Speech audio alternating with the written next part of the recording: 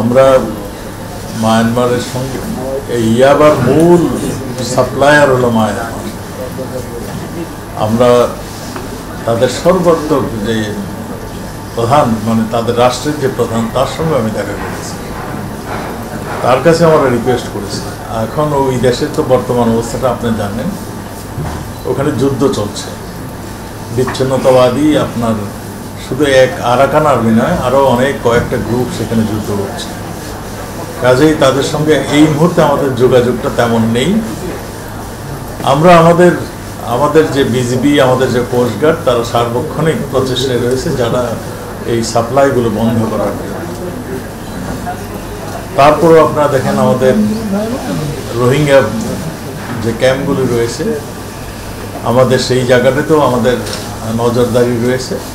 আমরা আশা করছি আপনারা যেটা বলছেন, আমরা সব ধরনের প্রচেষ্টা নিয়েছি। আমাদের এপিবিএন রয়েছে, আমাদের কোস্টগার্ড রয়েছে, আমাদের বিজিবি রয়েছে, আমাদের র্যাব রয়েছে, সবাই প্রচেষ্টা নিয়েছে যে সেই জায়গায় যেন আমরা মাদক মুক্ত করতে পারি। এখানে আপনাদেরও সহযোগিতা আমরা কামনা করি।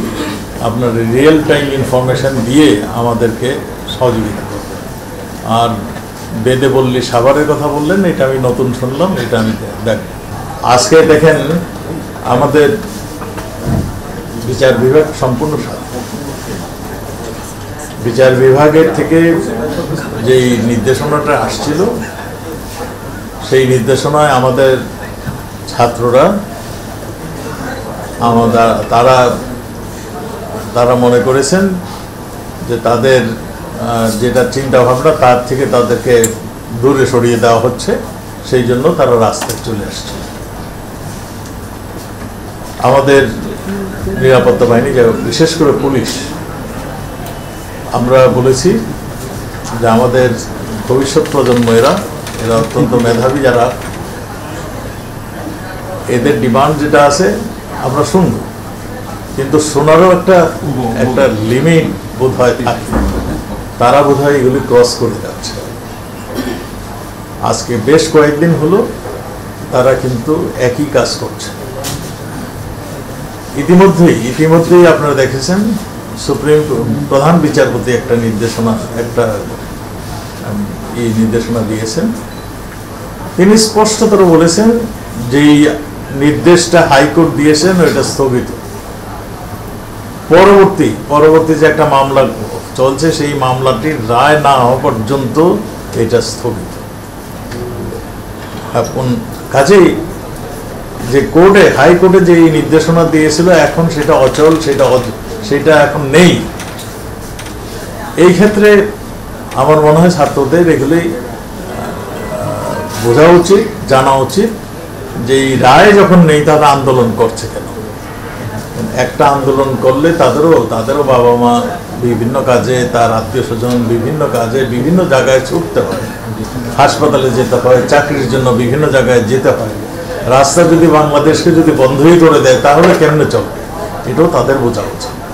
আমার মনে হয় কোর্টের থেকে যে নির্দেশনাটা দিয়েছে এটা একদম সম্পূর্ণ ক্লিয়ার, এবং তাদেরকেও অনুরোধ করেছেন তাদের যদি কিছু বলার থাকে তাহলে তারাও যেন কোর্ট তাদের কথা শুনবে, তারা যেন কোর্টে এসে তাদের সাবমিশন, তাদের যা বলে সেটা সাবমিশন করে। এটা কিন্তু স্পষ্ট সুন্দরভাবে বলে দিয়েছে।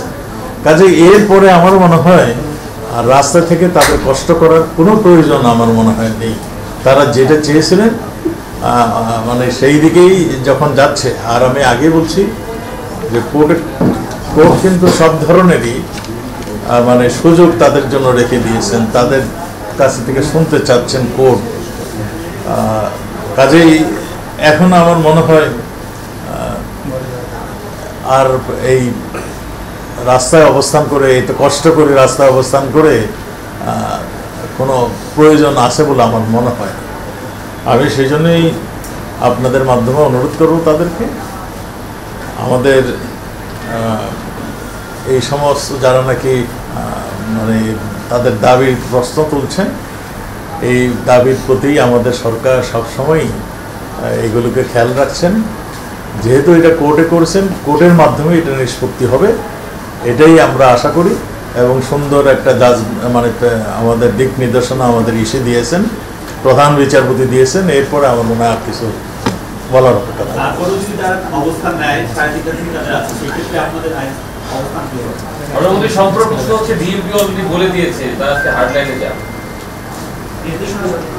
দেখুন, আপনার কালকের কথা, কালকে তো আপনারা যারা আসছেন গিয়েছেন কিরকম কষ্ট পেতে হয়েছে, প্রতিদিনই আপনাদেরকে কষ্ট পেতে হয়েছে। কাজেই আমি তো অনুরোধ করছি যে আমাদের এই কোমলমতি ছাত্ররা, আমাদের এই যে নতুন প্রজন্ম যাদের নিয়ে আমরা গর্ব করি, তারা যেন এইখানে কষ্ট না করে তারা যেন কোর্টে যে নির্দেশনা দিয়েছে, তাদের যদি কিছু বলার থাকে তারা যেন কোর্টে তাদের উপস্থাপন করে তাদের নির্দেশ এই হলো। আর এইখানে অযথা আর এই ভিড় না করে এইখানে এগুলি করতে গেলেই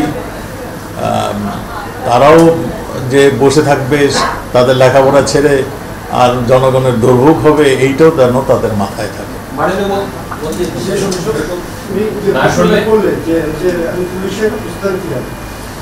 দেখুন, আমি পরিষ্কার বলি, পুলিশ তো বাংলাদেশেরই মানুষ, এরা তো আমাদেরই সন্তান, আমি সবসময় বলছি। কাজেই এদের কথা আমরা শুনেছি, কোর্টের কথা শুনেছি, আমরা আপনাদের মাধ্যমে তাদেরকে অনুরোধ করছি, তাদের জানিয়ে দিচ্ছি তারা যেন স্ব স্থানে তাদের শিক্ষাক্ষেত্রে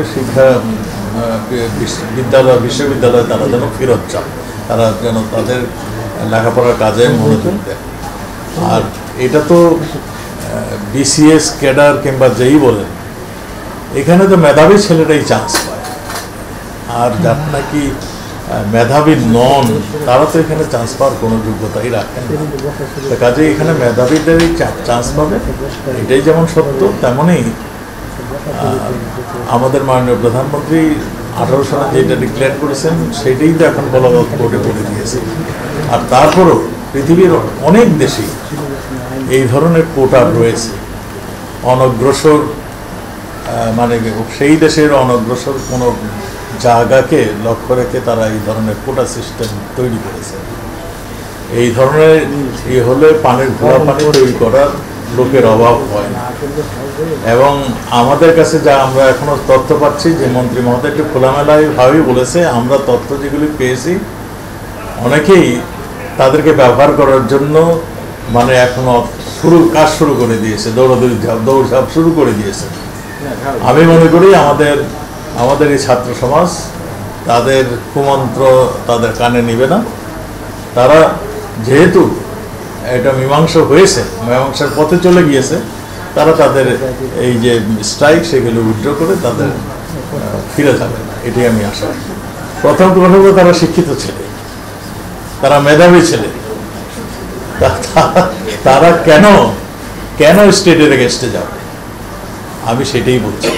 তাদের নিশ্চয়ই তারা এই সমস্ত কিছু পর্যবেক্ষণ করে তারা ফিরে যাবে। পুলিশের অ্যাকশনটা কখন আসে? যখন অপারগ হয়ে যায়, যখন অগ্নিসংযোগ করতে যায়, যখন ধ্বংস করতে যায়, যখন জানমালের নিশ্চয়তার অভাব হয়ে যায়, যখন মানে অনৈতিকভাবে কোনো সিচুয়েশন তৈরি হয়, সেইগুলি করতে হলে পুলিশ বসে থাকে।